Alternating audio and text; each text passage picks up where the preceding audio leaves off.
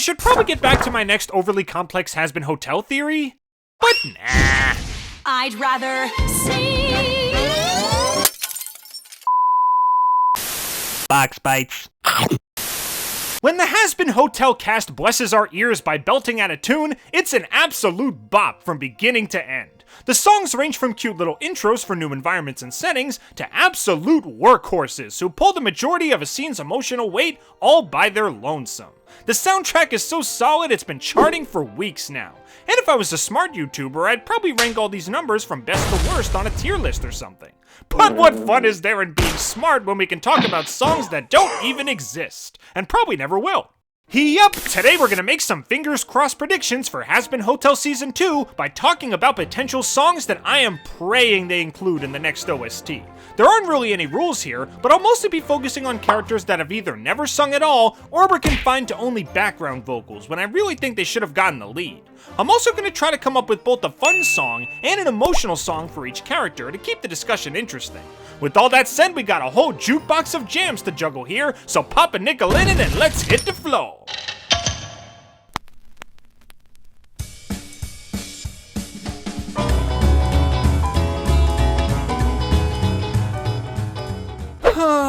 Poor little Nifty, gifted with pipes of perfection and yet not a number to her name. Seriously, everyone else in the main cast gets to sing in Season 1, and yet the one-eyed, no-horn, crazy cutesy insect beater gets nada? Well, not on this channel. Kimiko Glenn deserves better, dang it, and I've got two awesome ideas for a Nifty solo number. Option 1. If there's one perk to having a cast that was killed across many different places and different periods of time, it's that you have the perfect opportunity to add all kinds of unique musical styles to your soundtrack. Season 1 had hints of that here and there, but I'd love if Season 2 took full advantage of this idea.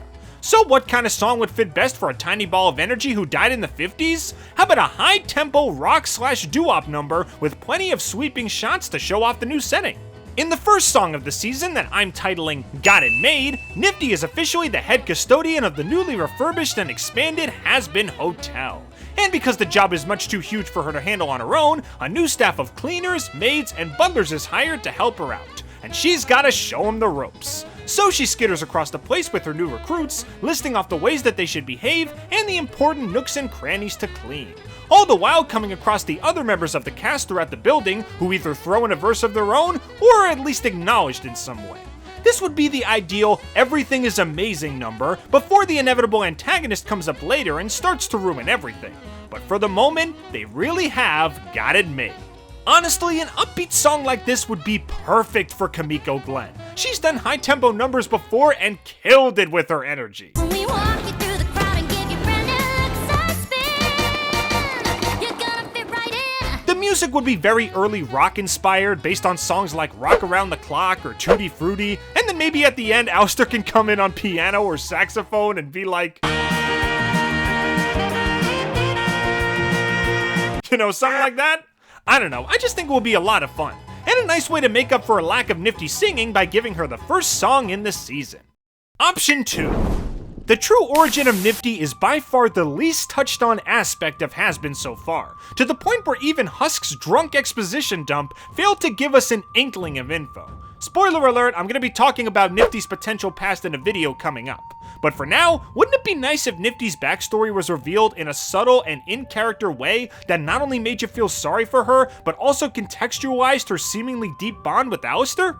Well then, may I introduce you to the song King Roach Approaches. A much slower but more emotional song performed through the framing device of one of Nifty's signature roach puppet shows. Nifty would be a musical narrator who weaves the tale of a young roach peasant girl who starts off in a very dark and scary place in her life, but eventually gets her spirits raised as she befriends other bugs throughout the kingdom.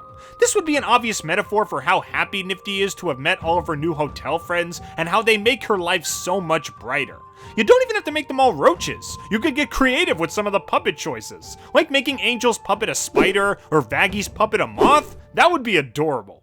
And then at the very end, King Roach himself enters the scene, played by Alistair, who's wearing the crown from episode 8, showing that he actually held onto it since he values Nifty's gifts. He declares that he's not only happy to see the young peasant roach, but that he'd like to invite her into his roach palace and even make her the princess of the kingdom. Nifty laughs and looks over at Alistair saying, I really like that ending. Me too. Then they sing the last reprise of the chorus together as they draw the curtains and take a bow. Charlie would probably be clapping and crying profusely, while Angel and Husk kind of look over at each other, smile, and nod. It would just be a nice wholesome moment for the entire hotel cast, if you ask me. The specific details of the show would vary depending on what Nifty's backstory actually is, how much of it she remembers, and how exactly she met Alistair once she entered Hell. But I just think the concept of her and Alistair sharing a calm, wholesome number together would just be the cutest thing ever. If you've ever heard the song One Tin Soldier by Coven, it would kind of sound like that, just with a lot more dead insects.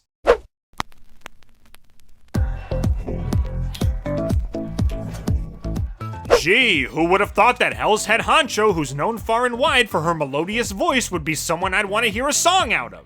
Yeah, whether she ends up being a cold-hearted antagonist or a woman with more complex morals, one thing I think we can all agree on is that in Season 2, Lilith better show off a set of pipes to mirror the Mario franchise with musical and lyrical accompaniment that flexes them to the limit. And I think I've got just the ideas for that. Option 1. The first suggestion should be obvious. Since vivziepop's headcanon voice for Lilith is Lady Gaga, it would only make sense for her to have a massive Beelzebub-scale show-stopping pop number that really cements her status as a satanic superstar. But this would not just be a filler jam like Cotton Candy or Bonetown before it, this would be an in-depth exploration of her character's origins. Remember how Overture kinda glossed over the fact that Lilith's inspiring voice was pivotal to the creation of modern-day Hell? Well, this song would be that chunk of backstory shown off in much richer detail. It would essentially be a montage song that begins at the start of Lilith's queenly career when Hell's populace was pretty small. She would start off singing very softly and quietly with minimal instrumentation in the background, like maybe a single guitar strum, or even just a cappella from her few current subjects. Then as the song goes on, her singing would get more forceful and louder, with more instruments chiming in to back her up. And then finally, when we get to modern day Hell, she is just belting out the lyrics at full force with a complete orchestra in the background. A mighty tree of a performance finally emerging from the seeds of hope she had planted before. It would not only be an excellent display of her voice actress's range, whoever that ends up being, but it would also be able to tell a grand-scale story of her rise to power as the intensity of the music rises along with it. As for the name, I could picture it being something short and snappy, like most pop songs. Maybe like Fallen or something. That sounds pretty awesome. Option 2. For this idea, I kinda had to outsource to another pop star over 35 that I really admire, Pink. One of my favorite songs by her is Walk Me Home, released in 2019, and for some weird reason in my head, I always picture Lilith singing a song just like it. The opening vocals sound so creepy and ethereal, almost like ghosts or disembodied souls singing a chilling hymn.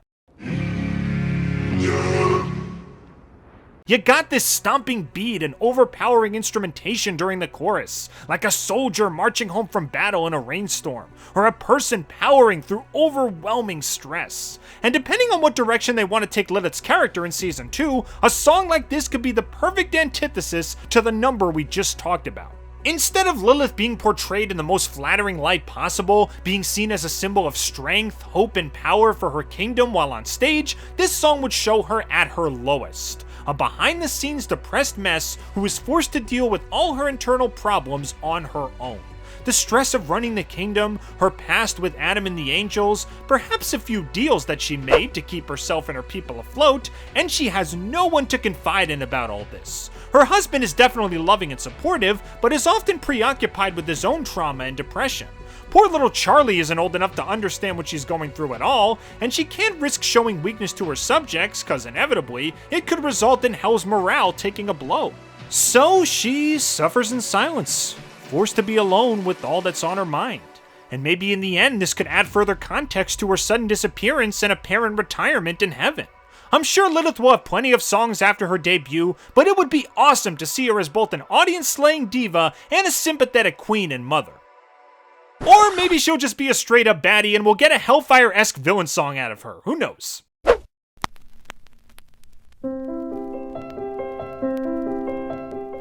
Pentious may have the least impressive singing voice in the cast, especially when compared to singing goddesses like Charlie, but I still don't think that only 3 lines in an under 2-minute song is enough room for the Snake Boy's voice to really shine, especially now that his wardrobe's been whitewashed.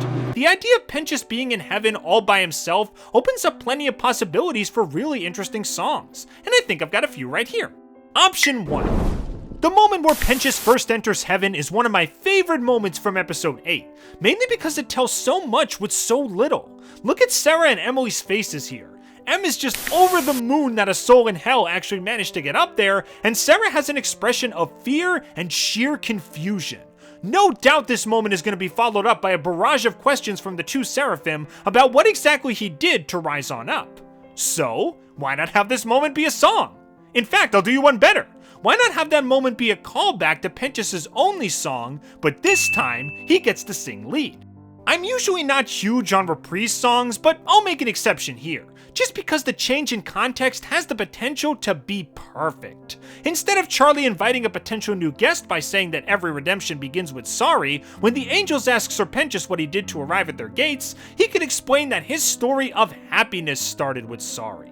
Basically saying that his apology to Charlie was his rebirth as a person in a way. Like nothing before that really matters at this point. All the past shame and mockery and loneliness doesn't bother him anymore because of the man he's now become. He'd tell the angels about all the misadventures he had with his new friends, and then Sera and Emily would have living proof that Charlie's methods actually are effective, so they might need to reevaluate the way that their whole society works. I know this is one of the least popular songs in the show, but it would be nice to give it some new life in the 2nd season and maybe even improve on it a little bit. Option 2. Okay, this was just some idea I had while I was half asleep one night, but wouldn't it be hilarious if Pentious had an opera number? I talked before about the characters being from different time periods and how that could maybe influence songs at some point. Well, Pentious is apparently from the 1800s, which is an era where opera and classical were essentially the popular music at the time. So you gotta let the harbinger of hamminess sing his heart out in that style. Heck, the dude's already dressed up like a modern major general at one point, so let's get some Pirates of Penzance up in this. I was the very model of a hellish serpent general. I stood my ground and saved my friends from angel grunts most pitiful, and right before my ship was zapped to teeny tiny particles, I snuggled up the cherry bomb and things became quite sensual. Oh yes. I don't care when, I don't care how, just please do it, it would be hilarious. Alright, that basically covers the big 3 that I wanted to talk about, but now let's do a few honorable mention characters that also deserve songs, but I couldn't really come up with anything super solid for them.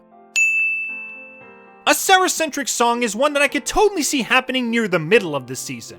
After Pentious' resurrection, and Emily obviously spreading the word to the rest of heaven, which leads to widespread change, I imagine that Sera would be very conflicted and kinda terrified by everything new that's happening. So she would break into a very slow, graceful, low-tempo number about how heaven is shifting all around her.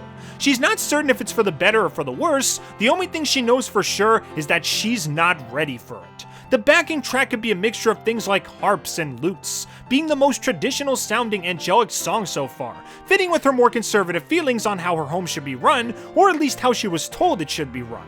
A song for Emily would be fun too, maybe where she acts as a cutesy little newsie spreading the word that a sinner has entered their domain, but I personally think that Sera is more deserving of a big emotional number.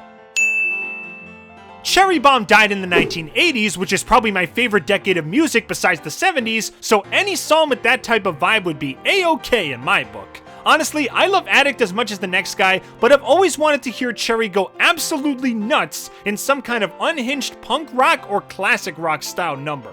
Sprinting around, setting off bombs left and right, a truly explosive piece that would really put her character on full display. Hazbin Hotel needs more hardcore headbanging tracks, and I think she's just the girl to do it. The only Lute song I can imagine coming out of Season 2 is maybe some kind of self-encouragement anthem, where she does mourn the loss of her commander and best friend, but now needs to build up the confidence to take charge and be the leader she needs to be. If Hell is Forever was a fun, energetic rock number where Adam and her celebrated being on top, then this song would be more of a deep emotional ballad a la Guns N' Roses, where she needs to dig herself out from the bottom, the lowest she's ever been in her life. I thought that Lute's singing in You Didn't Know was pretty stellar, so if she had her own song, I'd be down for it.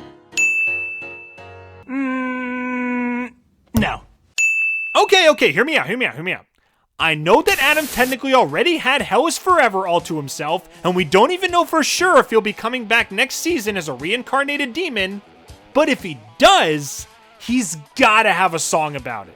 And what genre would be more perfect for an infuriated rock star who's trapped in the turf of his greatest enemies after just enduring the most undignified and embarrassing death imaginable than death metal?